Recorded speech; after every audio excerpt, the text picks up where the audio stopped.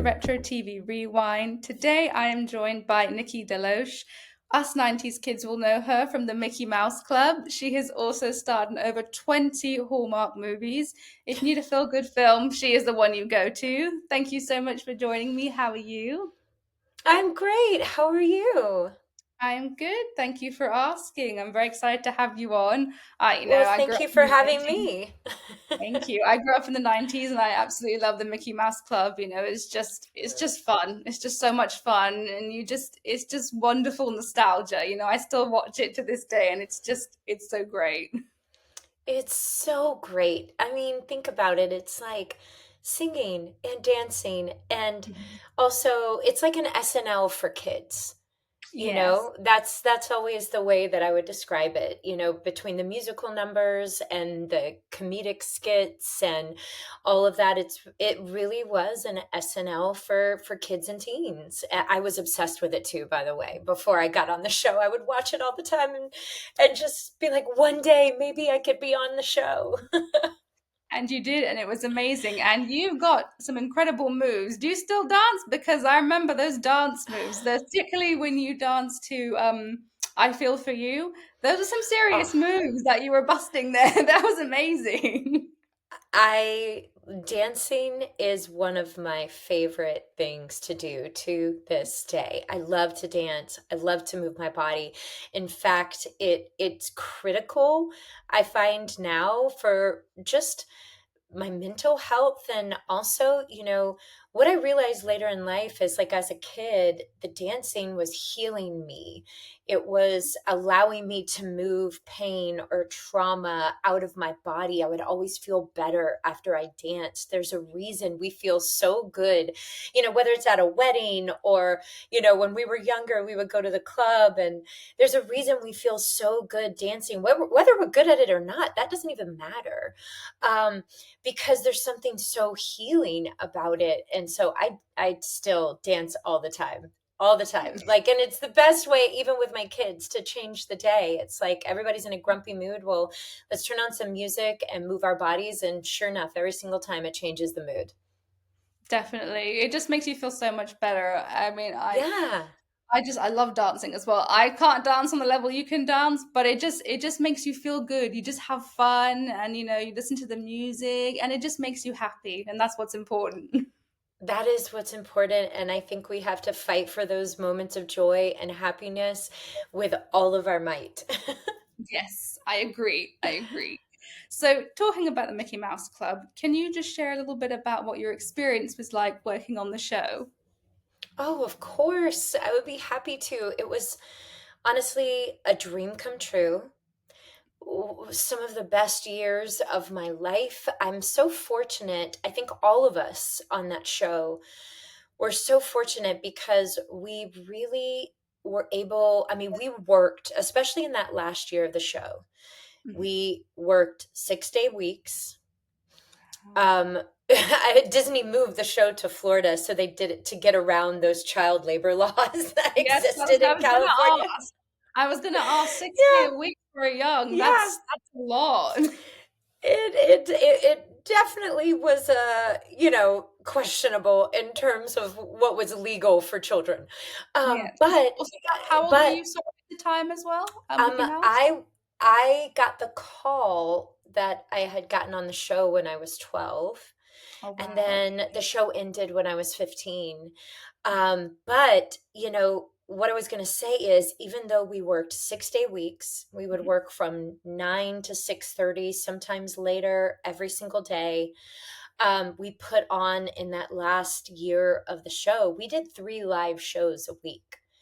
Wow. SNL does one, right? Okay. When you put it That's in perspective of like how yeah. hard we were all working, it never felt like work. Mhm.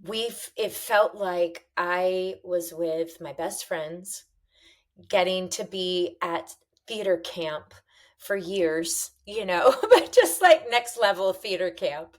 Yeah. And we were getting to do what we all dreamed of doing, and we got to do it together. And we also were able to still be kids. We had an incredible executive producer of the show, Dennis Steinmetz, who was so loving and kind and understanding that while we were all there to work, we were also children. We had an incredible AD department. Virgil, Dave, Carol, the three of them were in charge of getting us to where we needed to get and making sure that we were fed and we were schooled and we were all the things they had. I mean, such a big job, the three of them. And they did it with such humor and patience and kindness. And so it never felt like a job. It never felt like, you hear those horror stories that happen in our industry with children, and we were just so lucky to be surrounded with people who took care of us. And also our educators, Chuck Yeager, who, he continued to educate me after the show ended because I continued in the industry, but wanted obviously my high school diploma and I wanted to go to college. And he continued to educate me. He was just the smartest, most incredible man you'll ever meet. So we were so fortunate, and it was truly some of the best years of my life. Oh, that's just incredible. That's so wonderful to hear, especially that you had, such a great time and it was a good environment, because yeah, like you said, you do hear those, really sad stories when, kids grow up and in the industry, and it's really sad. So it's wonderful that you had just such a good environment and good people around you. And are you Oh, still the in touch? best. Are you still in touch with any of your like Brittany, Christina, Justin? Are you in touch with anyone? You mean with my class? Yeah. Um, I'm in touch with, Justin and I have stayed super close. We're, Oh. chosen family, and our families get to do life together, and it means the world. He's my brother. Mm. And so I'm so lucky, to for us to both still have each other in our lives. And then I'm also, still in touch with Lindsay Alley and Jennifer and Dale and Tony and a lot of the upperclassmen, I guess you would say, that were on the show as well, who are just so insanely talented. Um, I don't know if anybody, Lindsay Alley does this one woman show. And if you follow her, if you're ever in the vicinity, go see her one woman show. It's just phenomenal. The talent that are in, Tony Luca, come on, like the talent that they have is just, it's beyond. And they're also such incredible humans, just salt of the earth human beings. So I'm really lucky to have been able to, stay in touch with a lot of my Mickey Mouse, my Mouseketeer friends. Oh, that's so amazing. And that's nice Yeah, that you're still in touch and you have that bond, because you did kind of grow up together in those very, formative years on the show. So yeah. it's nice that you did form that bond and that you still get to keep in touch. That's so lovely to hear. Thank you so much. I appreciate that. And so kind of moving into your more current projects, you Yeah. started over, like I said, over 20 Hallmark movies. What keeps you coming back to this space, to tell these stories? The audience, our fans, honestly. They are really special, incredible people. We have the opportunity, the talent at Hallmark. We have the opportunity to really build a relationship and a connection with our fans that I think is unlike what you get to do at any other network. I know them by name. I know their heartaches, their grief, their joys, their successes. There's so many opportunities for interaction, and we're in their homes a lot. Um, Especially, I think I did my first Hallmark movie 10 years ago. So in a lot of, and you get to, because of the nature of the movies that we make, right? They're always with a happy ending. We're basically saying that in the end, it's all going to be okay. Some people say that like Hallmark movies are kind of like a natural organic Xanax for the soul, with all the hard that is going on in our world.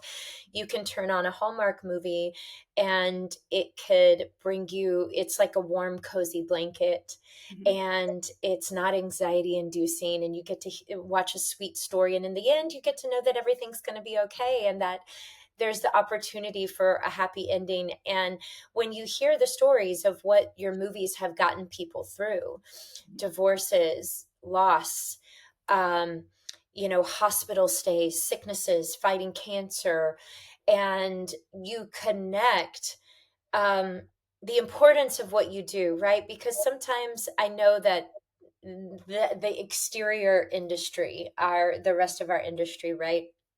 They sometimes look at what we do as like we make these bubblegum kind of movies. Mhm. And what I always offer back to them is, yes, maybe, perhaps, but also, I didn't get into this industry to win an Oscar. I got into this industry to make people feel something, to bring joy and laughter and happiness and comfort and all of these things to people. I wanted to help people to feel the way that movies helped me feel whenever I was a little kid watching Singing in the Rain for the first time, and that being the first moment that I thought, I want to do that. I want to be a part of making people feel the way that these movies are making me feel, which Singing in the Rain, I just, every time I even think about it or rewatch it, which I have hundreds of times, it just makes me so happy. So, and also I will say, our ratings speak for themselves. People keep returning because of the way that our movies make them feel. And it's quite an honor to be able to be in people's homes the way that we are, and to connect with them, and to be a small part of something that makes a difference in the happiness of their lives. Yeah, absolutely. These films, they do just make you so happy. They make you feel so good, and that's the great thing about films is they're just such like you said, no matter what's going on in your life, it's a nice escape, and you just get lost in the movie, and it just makes you feel good Yes. and it makes you feel happy, and that's just the wonderful magic of movies, that it can do that for people. And I love a good Hallmark movie. I absolutely adore them because they're just Thank you. happy. They're just happy, and especially Christmas ones. They're always just so Yes, wonderful, and they just make you feel so good inside. And they do. that's the great thing about it. I agree. And I just, again, it's like, I can't stress enough how special our audience is. I go to some of our fan conventions or get to interact with our fans, and just share stories of their lives and my life. And I'm open about all that I've gone through in my life, a lot of the hard, and it also allows them to share their hard. And I just think that's such a beautiful thing in a world that is often so disconnected, especially with social media. We think we know what's going on with everybody's lives because we see it on social media, but we don't really actually know what's going on in people's lives. So, yeah, I just think it's just such a privilege and an honor to be able to, like, you know, have the relationship that I get to have with our audience. Yes, yes. And you've got two upcoming films now. So you've got one Yeah. called Home Turf. Can you tell us a little bit about that? What can we expect from it? What it's about? It is straight down the barrel Hallmark, quintessential Hallmark movie, in the sense that it is fall. It is all the things you want from a fall movie, except for ours. This is a football. It's a sports movie, which I personally love because I'm a big sports person. Uh, I grew up playing, basketball and softball and being highly competitive. And I've watched football my entire life. When you're brought up in the South, when you're raised in the South, whether you're a girl or a boy, some kind of ball is put in your hand from the time you're a little girl, and it's like you're gonna sport. Um, and so, like, I there's nothing more I love than going to a sporting event, whether it's hockey, baseball, football. So this one is it's football, it's fall, it's romance, it's pumpkin spice lattes, it's leaves falling off the trees. It's all that you want in a fall movie on Hallmark, but also, with a twist. I play the dean, the newly elected dean of a college, and like many of our smaller colleges in this country, it's struggling financially. And she's the person that they brought in to fix these financial problems. And we learn early on in the movie, a pipe has burst in one of the dorms, and it happens to be the dorms to the football players. The fix for it, the inciting incident, I guess you could say, is that the board of the school decides that the spillover of the football players that have to leave the dorm, they can be housed in the president's home, which is mine. And so I have these young college football players completely invade my space, um, which is a disaster in the Yeah. beginning. But she learns a lot from these boys. She learns a lot about what she's been missing in her Mhm. life and what matters most. And it's fun and it's funny and it's heartwarming. And I just, it was one of all the 20 something movies I've done, you know, I would place it at the very top in terms of how much fun I had on this movie. It was just a blast, start to finish. And I hope people feel that, when they watch it. No, that's I'm gonna have to watch that when it comes out because that sounds like something I honestly I'm gonna enjoy. That sounds like just such a just the perfect, exactly like you said. It has everything you want. And when you said that they come and live with you, that was like I was like, yes, okay, that's I it. mean, I have two boys and a husband that live with me, and they're a disaster as it is. Imagine half of a football team moving into your home and That like is gonna be everything chaos. that can exactly that comes undone because of it. And I think that, it reminds us all that even especially me as a mother of two boys, and I have a husband, and even my dog is a boy and my cat is a boy, and I'm just the only woman living in a house with boys. um Sometimes to like let go of the mess and let go of the broken things, because at the end of the day what matters most is connection and being there for each other. And that's really the moral, that's one thing I love about a Hallmark movie is what is that the thematic argument that we're saying, that is usually wholesome, but also at the same time extremely important, right? To us as human beings and moving through the world as kind, loving, respectful human beings. And this one is, yeah, sometimes there's messes and things get broken, but at the end of the day, remember what's most important. Yes, I agree. I agree with you 100%. And I was actually going to ask, do you have a favorite Hallmark holiday tradition that you do kind of on set or at home? Oh, well, on set, I'm a crew gal. I love our crew. They work so hard, and I've always been a crew gal since I was, a little girl. I think growing up in the South, and my parents didn't have a lot of money. I mean, we were blessed in a lot of ways, but we were very blue collar family. And so for me, that's where I feel like those are my people. And so for our crew, like some of my traditions are, at the beginning of each movie, I love to have a read through. I love to make sure that I introduce myself to every single person on our crew and get to know them by name. 3 days in, I want to be able to know every single person by name. One of my traditions is having dance parties after lunch to up the energy, you know? That's So I fun. like to put on some music and get everybody dancing. And then, especially on those long days where you're going into hour 14, um, Mm. I'm like, we just need to move our bodies. Let's like dance. So dance parties are a big part of that. I love to, do a food truck or a coffee truck at some point in time to say thank you to the crew. There's those are little traditions that I build into my experience on set that I feel like it's important to me that everybody on a set, no matter what number you are on the call sheet, no matter, that there is no class system, that nobody is more important than anybody else. Because the beautiful thing about making movies, and that I've loved since I was a little girl, it reminds me of when I was playing on a basketball team or softball team. Every position matters.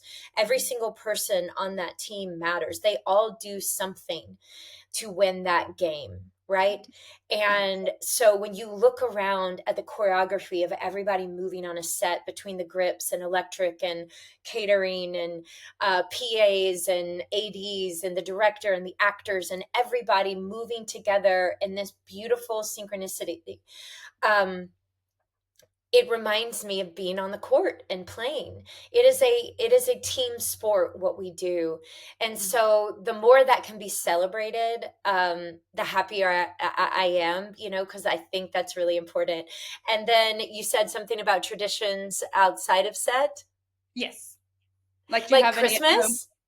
Yes, yeah, like do like at home traditions you have? Yeah.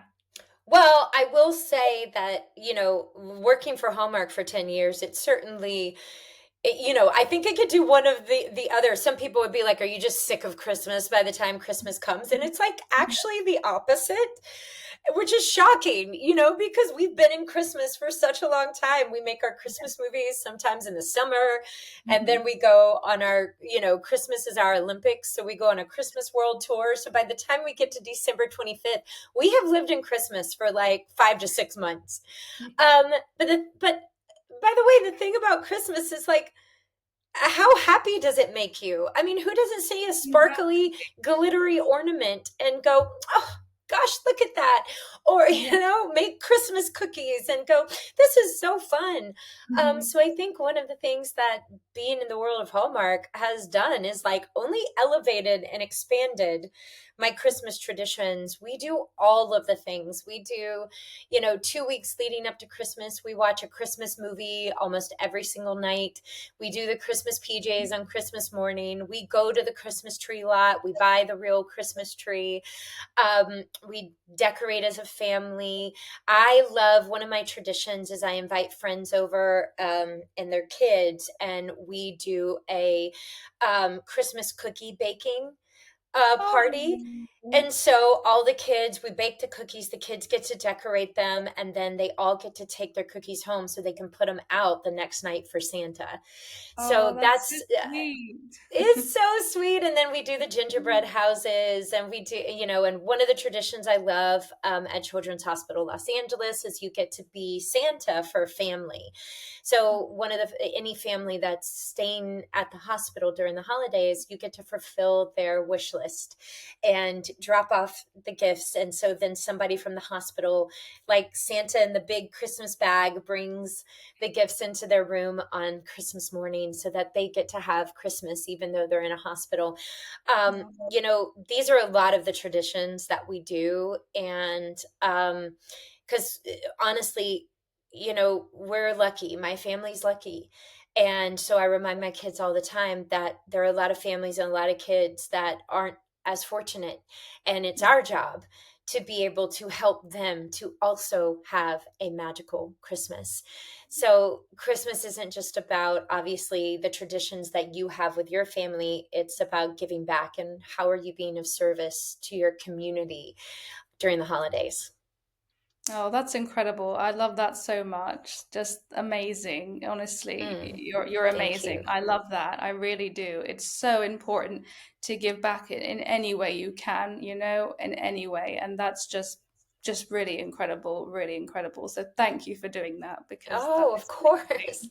That is Thanks truly for saying that. amazing.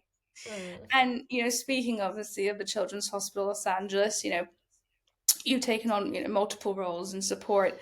after they provided life-saving care for your own son. And how can you share how that relationship began and what your involvement with them looks like today? Absolutely. My relationship began with them when I found out I was 5 months pregnant, and I found out that my son had multiple congenital heart defects, and without immediate intervention, he would not survive. And we met with, my doctor at the time, set up appointments with, you always want second opinions and third opinions. But the only opinion that gave me hope was Dr. Von Starnes, world renowned pediatric heart surgeon who was at Children's Hospital Los Angeles. And he was the only surgeon that actually knew how to fix Bennett's heart. And we were so fortunate. We were so fortunate to be brought there, because without specifically Dr. Von Starnes and his team at the Heart Institute at Children's Hospital Los Angeles, my son would not have survived that first surgery. That's how rare and difficult his specific surgery was. And he went on to have two more heart surgeries. He will need more in the future, but his heart, knock on wood, has been doing so well since he was 2 years old. And, you know, I cannot. I just, there's so many words I could use to say to describe this hospital. It's so hard to explain your gratitude and also your absolute overwhelm of just how incredible this institution is. We are one of the very few remaining safety net hospitals in the country. And what that means is we turn no child away, regardless of their financial situation. So, my job has been for years to help raise those funds to be able to support all the children that can come. So, that means if a family that isn't as fortunate as my Bennett and our family to have incredible health insurance, right? But their child is going to get the same life-saving treatment as my Bennett. And the reason that is so important is because Glennon Doyle always says, there's no such thing as other people's children. And I believe that in my bones. It is one of the foundational principles that I live by. But also, the only difference between our family and a family who can't afford health insurance is luck. Mhm. You know, we got really lucky. Yeah, did we all work hard? Sure, but the luck fell our way, right? My husband had a family who could help him go to law school. Mhm. I had a family who, when I was broke and couldn't afford food, could help me out to get me through those hard times. And so, it is important for us to consider all children as also our children, and make sure that they get the same health care and treatment as those of us who are fortunate enough to have health insurance. And so that's what CHLA does, besides the fact that they are the top fifth specialty hospital in the world. So the sickest, most vulnerable kids come to our hospital, and we see about 1 million children a year. And we serve children from all 50 states and 90 countries, 90 countries. Yeah, so it's not just a hospital in Los Angeles, it is a hospital for the world. And I would love to talk about, I am, I was the president of the foundation board of trustees for 3 years, and my new role at the hospital is I'm the co-chair of our largest fundraising initiative. And to date, in honor of 125 years of the hospital's history. And so that's the job ahead of me now. Well, that's just honestly, that's just amazing, incredible. Because like you said, there are some families who are less fortunate and who can't afford it, and everyone deserves, a chance and to be taken care of. And just because you can't afford it doesn't mean you shouldn't get it. You should absolutely. Correct. So that's just truly an amazing thing that you obviously are helping with in the hospital. That everyone deserves to be taken care of and their health looked after. So that's really an amazing thing that you and the hospital are doing. And yes, it's just truly incredible. And I hope everyone's seeing this. Thank you. Maybe if they don't know about it, we'll know and we'll see, if God forbid people out there, are going through a hard time or having health issues, if they don't know, this is just an incredible thing for them to find out. It might be a glimmer of hope, if they're not aware of it. So I hope everyone watching this can also, Mm. benefit as well. Absolutely. And, I will just say that it's the least I could do. Like, honestly, it's really the least I could do, considering all they've given our family. I have my child because of them. So, and I want that for every parent. Every parent deserves that, and every child deserves that. Yeah. And also I'll say, that it's wonderful as well to know that your son is in good health and is doing well at the moment. And, you know, praying to God that he is always in good health and he has a long life ahead of him. So I'd like, Thank you so you're much. I appreciate that. Thank you. very welcome. And also, you in the many incredible things you do as the amazing person you are helping people, you're also a spokesperson for the Alzheimer's Association, and you serve on the board of Mind What Matters. What has caregiving taught you about resilience and love? Oh, such a good question. For those of you who might not know, Mind What Matters is specifically an organization for caregivers, about caregivers, and we give financial grants to caregivers who take care of loved ones with neurodegenerative illnesses. I lost my grandfather to vascular dementia, and then I lost my father at a very young age to a rare form of dementia called Pick's disease. And that is a lot of the work that I do with the Alzheimer's Association is research based and funding grants to be able to not just work towards a cure, but find, we were able to do the pointer system, which was able to point to things that we could do in our lives to help prevent dementia. And to this day, it is the system that everybody looks to, including the Mind Diet. But Mind What Matters is specifically for caregivers. And, this is going to be an incorrect number, but something like 17 or 19 billion. It's not exact, but it's something around there.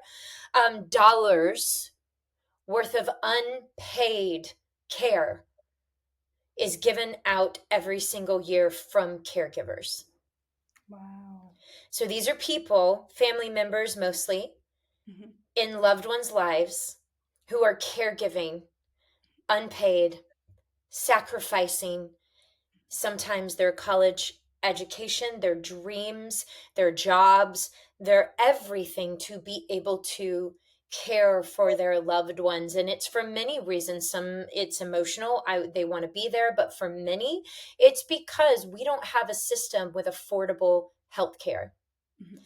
And so we don't have, many families cannot afford a mind care facility or a living facility where their loved one can go and be there and where they can visit daily or weekly or whatever it is. They don't have the money to bring in somebody to give, not just 24 hours around the clock care, but even 2 days a week or 3 days a week. Mhm. And what that does to the caregiver is sometimes even the caregiver goes down before the person with the illness, because it is sacrificial, it is exhausting. I'm talking bone tired care. Yeah. You are the last on the list, because say you're a mother who's caregiving for a parent, and you have your children, right? And you also have your job, or maybe you don't. Maybe that is your whole job, is taking care of your kids, taking care of your parent, doing caregiving all day long. And you are last on that list. And my heart goes out. I just remember, when my dad was sick and my child, like getting him through all of those heart surgeries Mm. and what that took from me. And of course, I would do it all over again, the exact same way. But man, it took me, I mean, years. I am just now, Bennett's 8, and I am just now beginning to process the hard and the trauma of all of that period of time where in 2017, in the spring of 2017, in the same week, I found out about my dad's diagnosis and Bennett's diagnosis.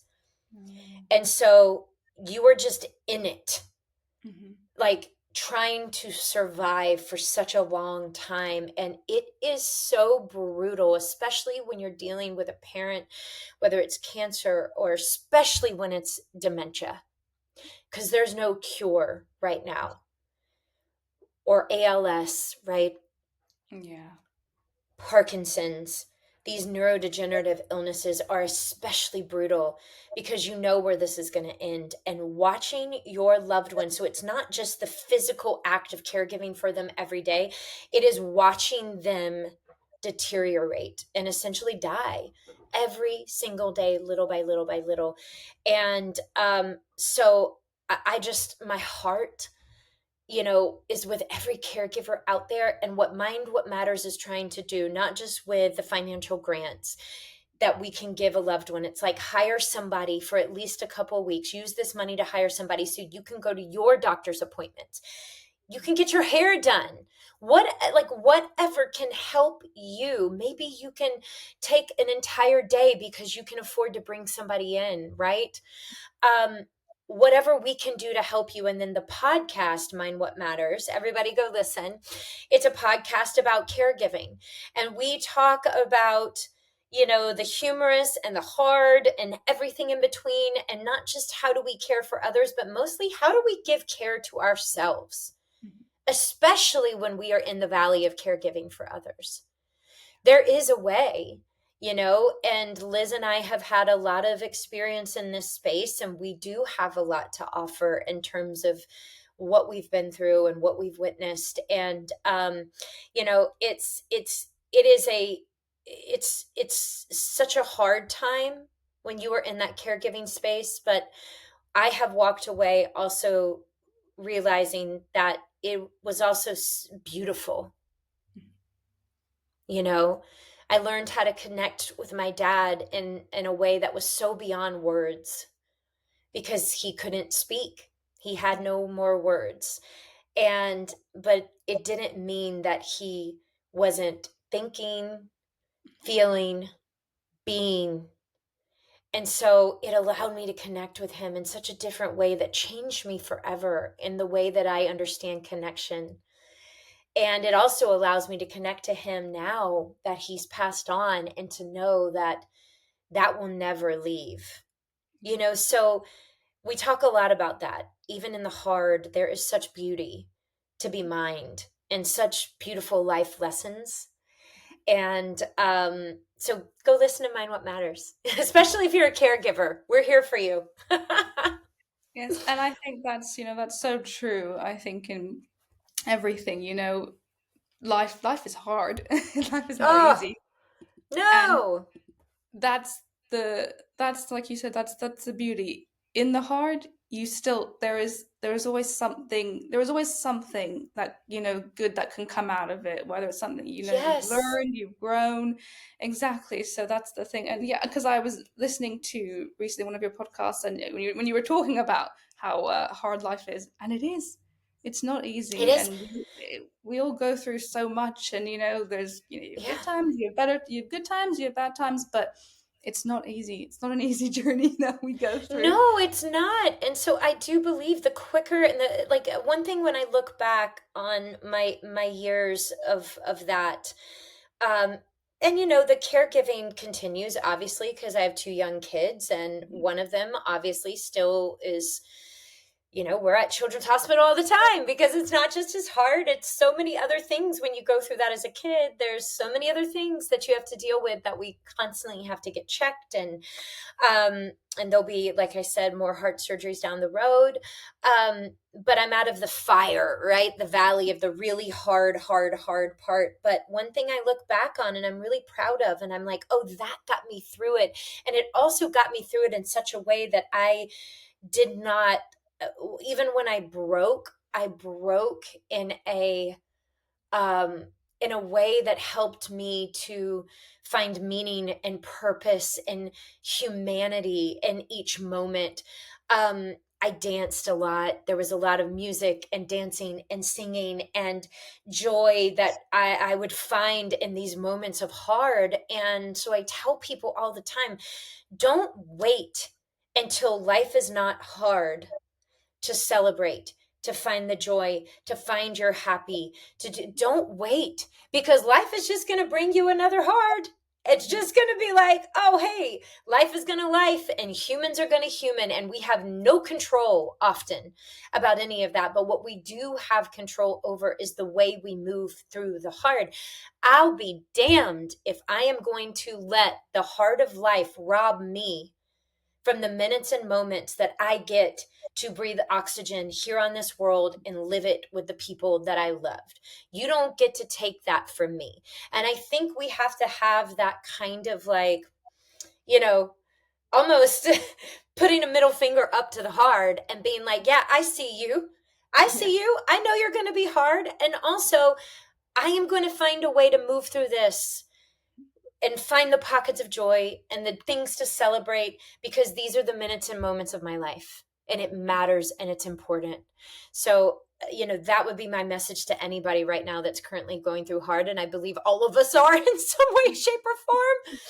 Don't let that hard thing rob you of that. It's your life, fight for it.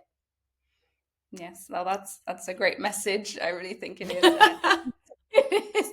I don't know what I can say to that really, because you said it all. You said it all. I've got nothing great to say there. Now that's it. You said it all, really. But Oh. it's so true. It's so true, and it's a beautiful message. And it is true. Life is hard, and there are times where you just you feel horrible and you feel down, but you always need to look for the good and look for the positive, because it's okay to feel that way, but you don't want to be stuck in that cycle. Mm-mm. We're very lucky that we are here, and that that we are here. We're in good health. We are lucky to be here and do what we do. And I think that it's very easy to take things for granted and not appreciate. 'Cause it's like with anything. Even smaller things, like if you just like suffer like a minor injury or something, you don't realize until you kind of lose something that, oh, you really feel it. You take things for granted, like if you just injure like your foot or something, you're like, oh, I can't walk, but you take just those things for granted when you have them, and then when they're taken away, you realize how Mm-hmm. much, just how lucky you are and how amazing it is. And I just think it's, Well, yeah, it's important. yeah, and it keeps you out of victimization. Hmm. Victimization is going to paralyze you. It's going to leave you stuck. It's going to make you feel helpless. What's the point? Um, and I think, we're witnessing, often a country where people can't get out of their victimization of like, oh, well, this person did this and this person said this and this person said, it's like, that is so much wasted energy. When we Yeah. get out of our victimization, that is when we can actually do something about it, right? We're not Yes. stuck anymore. And then all of a sudden, you're liberated to make a difference, to make a change, to make your life better, to make other people's lives better. So when we can look at our hard things as, oh, for me, it's, people, I often hear people say, why me, why me, why me? And it's like, well, why not me? What makes me any different than anybody else? Why should I be spared the hard thing? right? Yeah. And so it's like that's just not the way life works. So instead of saying why me, it's why not me, and also what am I going to do about it? Yeah. Right? And so Exactly. I do think that having that kind of mentality, it really keeps us in the pocket of showing up for our own lives, showing up for the people in our lives, and showing up for our communities and essentially the world and making it a better place. That is the job. I agree. I agree. And kind of speaking of all that, because obviously, you do so much. You're an actress. You're an advocate. You're a mom.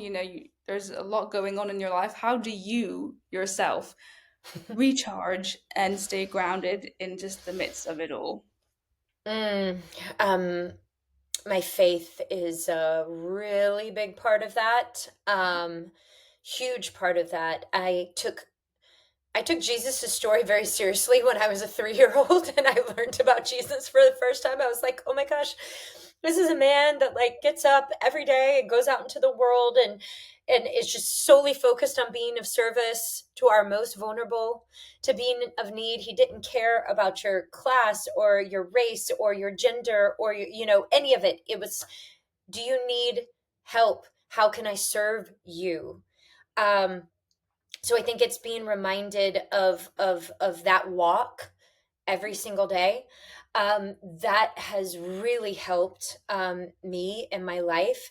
And in terms of when I feel overwhelmed, I mean, I think the work is to like, I think we busy ourselves often because we don't want to deal with what's going on inside of us, whether it's our trauma or our pain or our disappointment or shame or whatever it is. And so we keep ourselves very busy. And then all of a sudden something boils up and it comes up and out. And then we get overwhelmed and all these things happen. And I try to take a moment each day, even if it's 5 minutes or 10 minutes and I'm actually all throughout the day, I'm checking in. How's my body feeling? How am I Mhm. feeling? Am I feeling on edge? Are my patience, is my patience weaning?